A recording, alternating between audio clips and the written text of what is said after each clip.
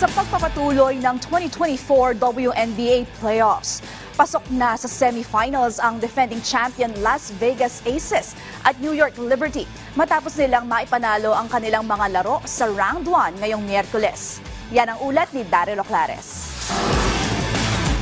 Aabante na sa semifinals ng 2024 WNBA playoffs ang defending champions Las Vegas Aces at 2023 finalist na New York Liberty. Matapos ang kanilang 78-67 na panalo sa Game 1 noong Lunes, muling pinatumba ng Aces ang Seattle Storms 83-76 upang angkinin ang Game 2 at selyuhan ang kanilang pwesto sa semifinals. Nanguna para sa Las Vegas ang reigning most valuable player na si A'ja Wilson na nakapagtala ng double-double 24 points at 13 rebounds na dinagdagan pa ng 2 assists.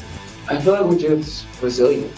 The core four of us, we know what it takes. We know that we can't let the game slip through our hands because we felt the other side of it.